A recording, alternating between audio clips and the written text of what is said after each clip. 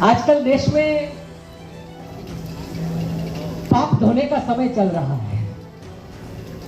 हर कोई किसका कितना पाप है उसके हिसाब से कितनी डुबकियां लगाना, वो पाप धोने का कंपटीशन इस देश में चल रहा है। और खड़गे जी ने जो एक बात कहा इंदौर में, जब तक अंदर का पाप बाहर नहीं निकालोगे, मन का मैल नहीं निकालोगे, कितनी डुबकियां लगाओगे वो मैल नहीं धुलेगा।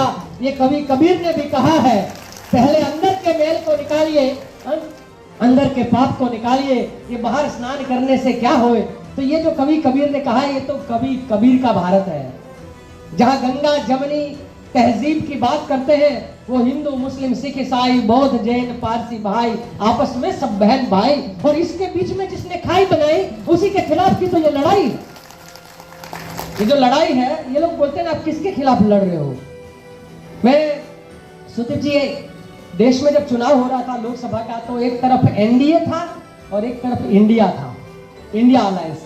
तो कोई पूछ रहा था कि दोनों में क्या फर्क है, तो मैं बोला इंडिया में 2 आई होता है और एनडीए में से वो 2 आई डिलीट हो जाता है। और वो 2 आई कौन सा है, वो 2 आई है इंसानियत और इंसाफ के। जहां इंसानियत नहीं है, जहां इंसाफ नहीं है, वहां पर एनडीए हो जाता है, और जहां इंसाफ और इंसानियत होती है वहां इंडिया बन जाता है।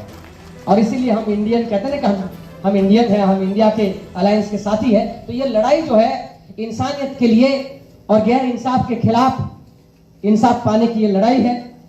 त्रिपुरा के लोगों का जब दूर से हम सुनते हैं, वैसे तो पूरे नॉर्थ ईस्ट के बारे में जब पूरा ये लोग कभी कभी पूरे भारतवर्ष में पूर्वोत्तर के राज्यों के बारे में कम समझ होता है और लोग पता नहीं क्या क्या बोलते रहते हैं, पर जब सुनते हैं कि यहाँ की अपनी संस्कृति, अपनी गरिमा, अपना स्वाभिमान और उन सब के बीच में ये त्रिपुरा के साथी हो, नागालैंड के साथी हो, मणिपुर के हो। आप सब मणिपुर के बारे में जानते हो ना।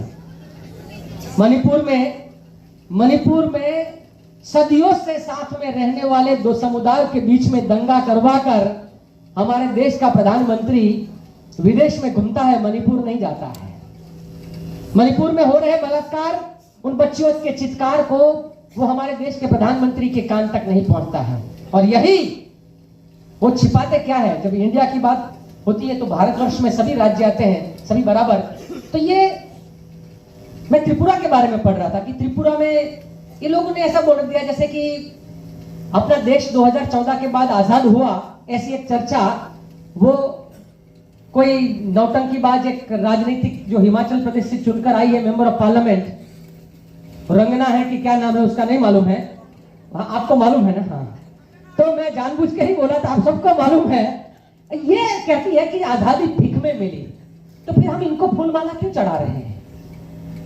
ये कौन लोग थे, ये महात्मा गांधी।